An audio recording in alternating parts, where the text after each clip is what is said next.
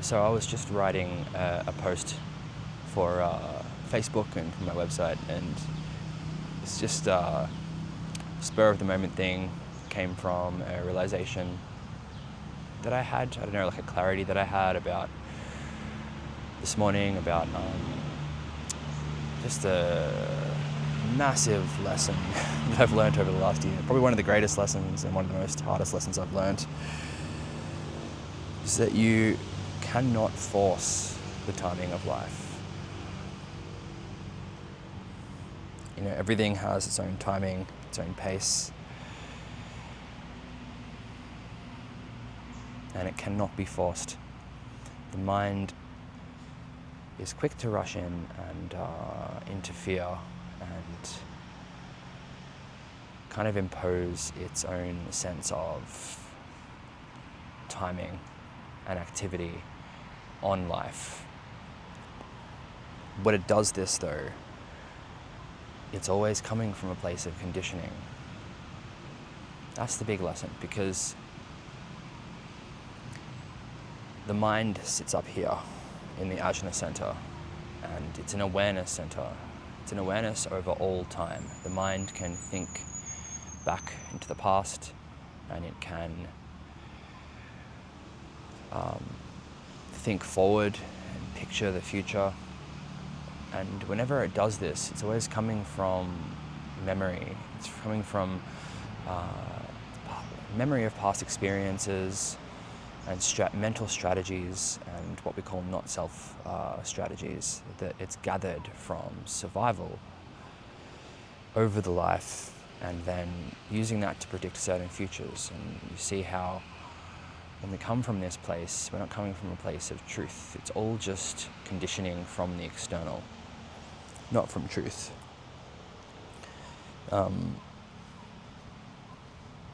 Habits, fears, comparison, past experience, future prediction. This is all the not self.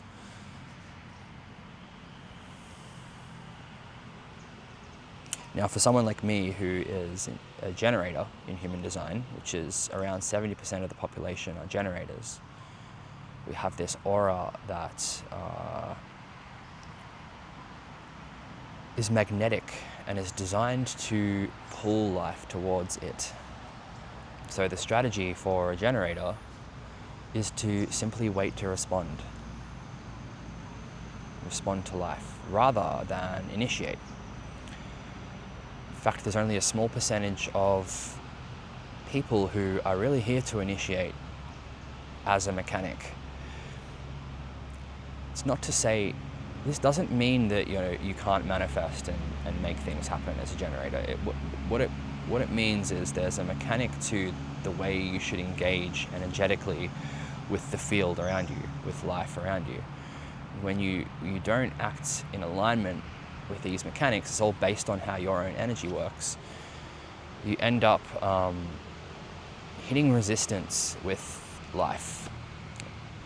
So it's not that you can't create, it's not that you can't manifest, it's not that at all. It just means when you are trying to manifest something, the way your aura is designed to work is best when you let the things show up in your life first. You let life make the first move, and you wait for something to come to you, that gives you a spark and a rise in energy, which is what the generator is all about.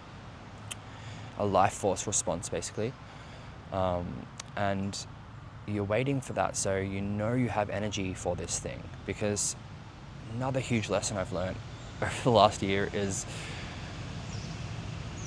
just because okay, let me put it this way.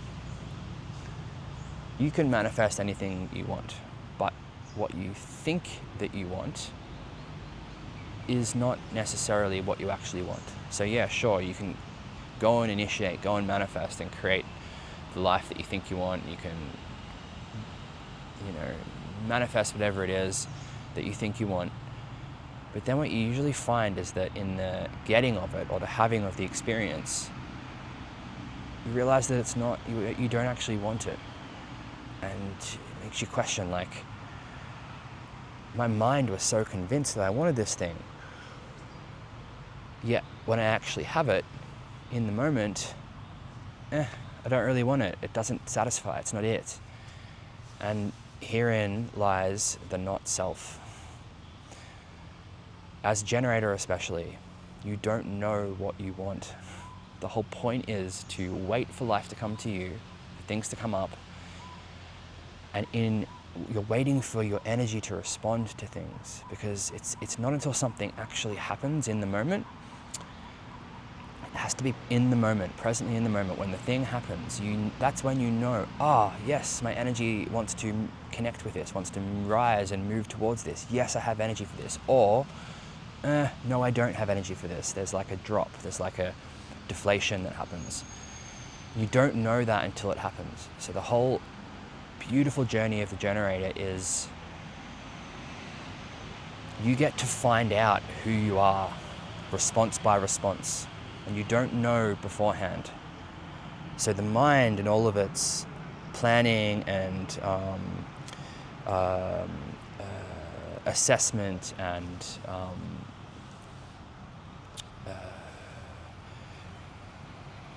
mental creation of what and fantasizing about what you think that you want, could not. That's not self. It could not be further from your own truth. It's where we get lost. It's where we make incorrect decisions. And so what human design does is it shows you the way that you can actually make decisions as yourself. And for the generator, it all comes down to the sacral center or the solar plexus center. I'll leave that for another video. Back to what I was talking about.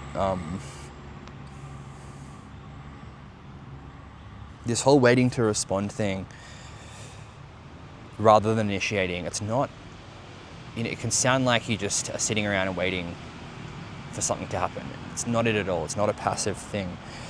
When you truly surrender to this process, to this strategy of waiting to respond, it actually becomes one of the most intense deconditioning processes that a person could possibly go through.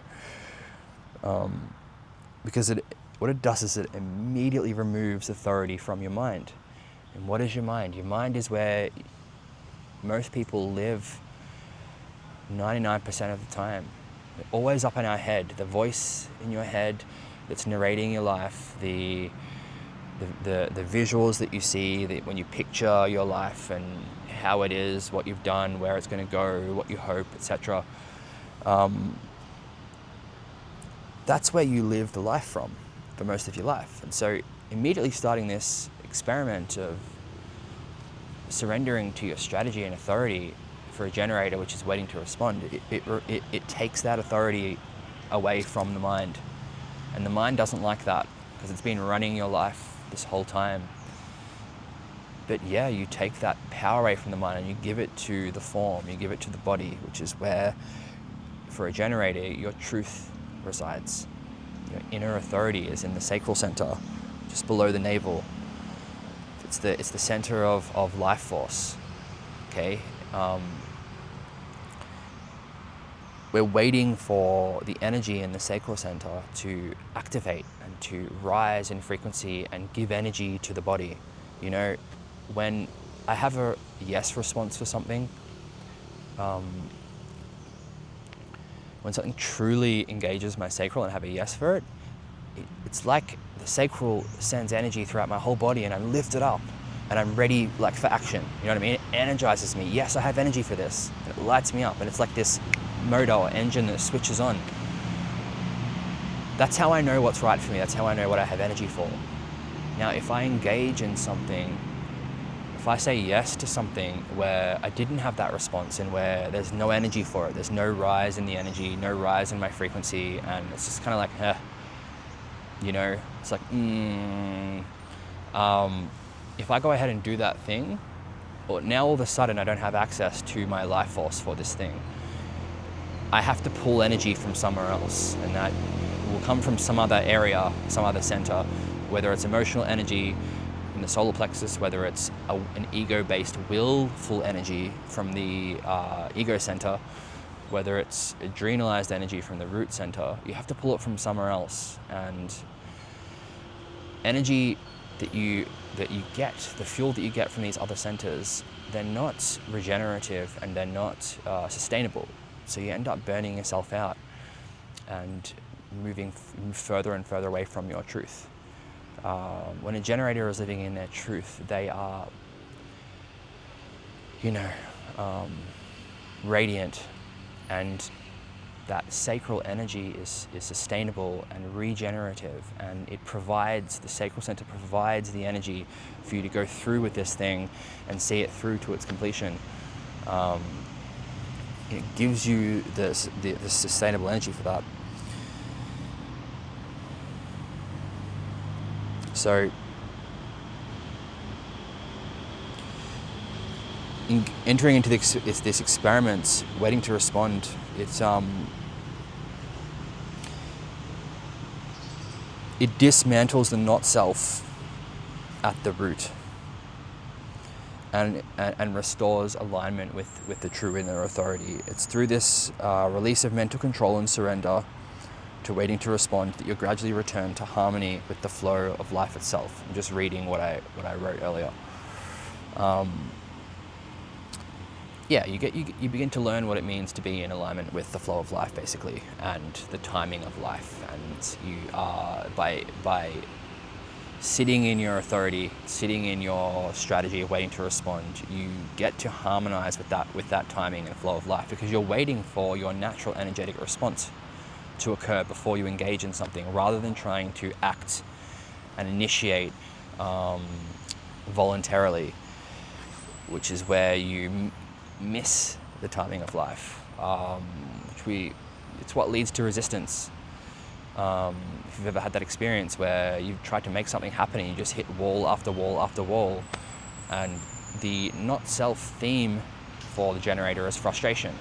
So the generator experiences frustration when they try to initiate out of the mind, because they just hit resistance with the flow of life and nothing works. They say the wrong thing at the wrong time. They make the wrong move at the wrong time. Things just don't work. It doesn't go smoothly.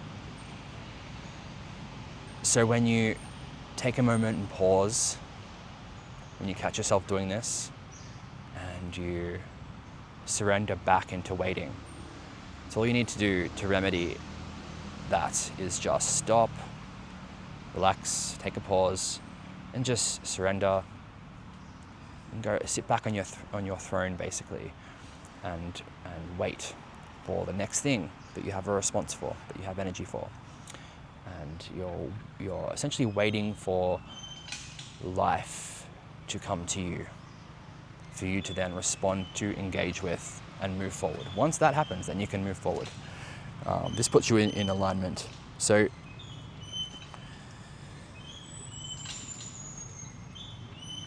yeah, it's not an easy process. Truly surrendering to this process requires a shift into what we call in human design, we refer to it as passenger consciousness.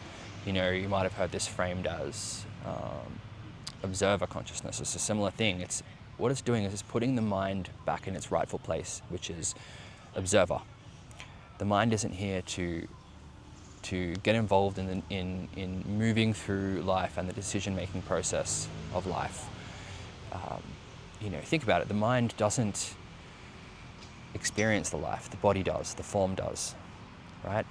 So, we give authority back to the form.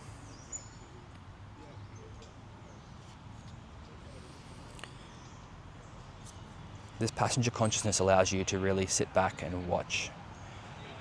You get to watch your own mind process occur, and you get to witness the not-self in action. You see through the internal voice and pictures and visuals in your mind, you get to see the not-self acting through the open centers in your chart. So it's these open centers in your chart that essentially, it's where you're open to conditioning, and it's where the not-self mind will come through. For me, it's where you're most susceptible to conditioning, basically. And each center in the body graph, in the chart, has its own associated not-self themes or strategies. That when you have, if you look up your own chart and you see the centers that are white in your chart, there is a not-self theme or strategy associated with that center, where gives you clues. You can catch yourself, to start to become aware of where your mind will jump in and start to take control and run the show again and influence you, and you'll start making incorrect decisions that aren't in alignment with your truth. So for me, they are an undefined ego center. This is the center of like self-worth and value, and it's where we're conditioned to need to prove, whether it's to prove yourself, prove that something works, prove that this system works, prove that you can do something. It's where we're liable to, and even self-improvement, right? That's a whole undefined ego trip. It's where we get into trouble by overcommitting and making promises. If you don't have the heart center defined, then you don't have the consistent ego-based willpower to follow through on commitments and promises. You just don't have that, because that center is open. There's no consistent energy, life force there for that to be the case. So the first thing you do when you have an open heart center is stop making promises that you can't keep. Stop overcommitting, stop overpromising, because it's another name for this center is the heart center. It's associated with the heart organ. So someone who doesn't have the consistency of will energy there to follow through on commitments and promises, if they keep making these commitments and promises, you put a lot of strain on your heart, and it's definitely like the reason why there are so many heart issues in the world. So next one for me is totally open solar plexus. Mine is totally open. I won't go into what that necessarily means here. It's a whole other video. But what that means is solar plexus is it's the center of emotions, and when it's open, especially when it's totally open like mine, it is not able to process emotions like someone who has a defined emotional center. And so this center will take in the emotional field and amplify it, because the open centers amplify. They take in, they absorb, they receive energy from the external. It's why where conditioning happens, and they amplify the energy, and that energy becomes distorted. And the associated behavior with that is it becomes this not-self strategy of avoiding confrontation and truth in order to keep the emotional field calm. Because someone with an open heart, open solar plexus center, to have to deal with emotional charge is quite a traumatic thing to go through. And from an early age, these people learn to avoid emotional confrontation for that reason. Undefined G center is my other undefined center. This can be, the not self themes for this is a constant questioning of love, direction, purpose. Am I on the right path? Where do I fit in? Am I supposed to be this kind of person? Am I supposed to be in this group or that group? These themes become amplified and exaggerated, and the mind jumps in and sees this as a problem that needs to be fixed. It sees this because with an open G center, you don't have a consistent identity. You don't have a consistent experience of direction, path, identity, love. All of that stuff is fluid, essentially. And so the conditioning there is to think.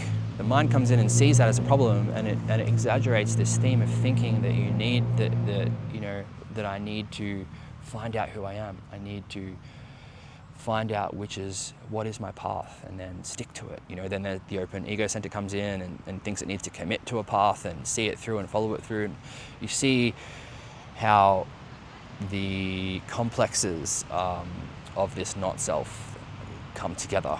It's very, very, very deep conditioning that the human design experiment takes you through this deconditioning process, and it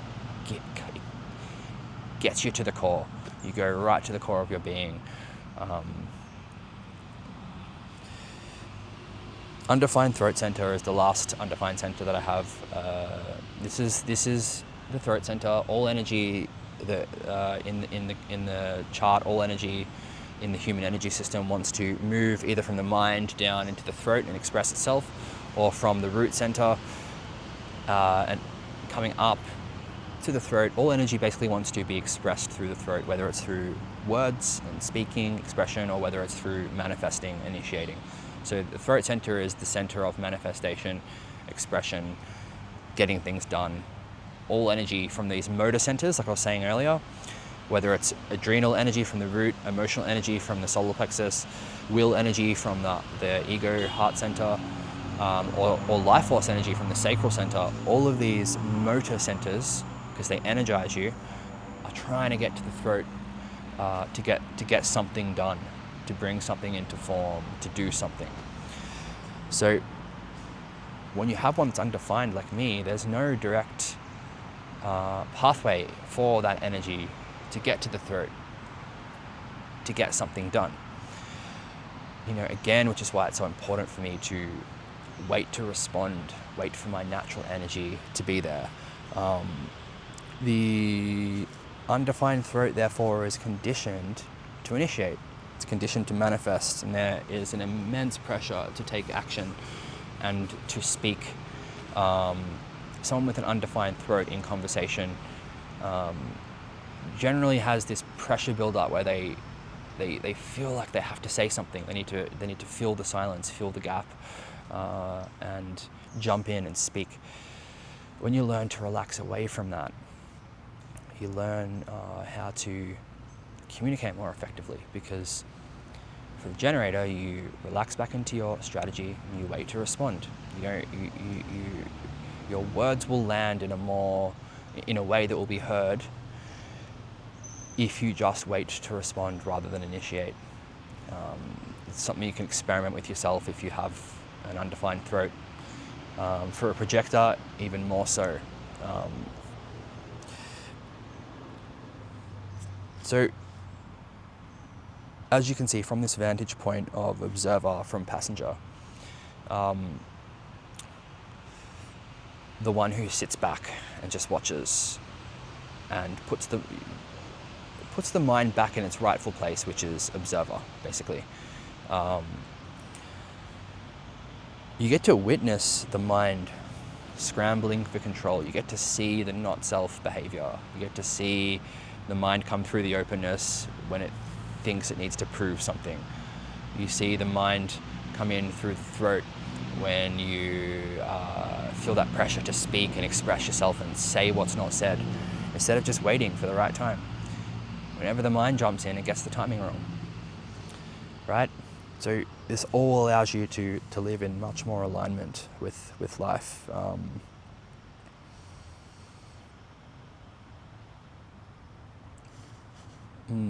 Surrender. Yeah, that's the word.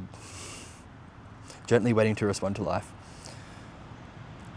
It's a deeply transformative and corrective process. It dismantles conditioned strategies and aligns you back with the natural rhythm of your own life force and your own life. And in doing so, you get to stay in your truth. I think we'll leave it at that.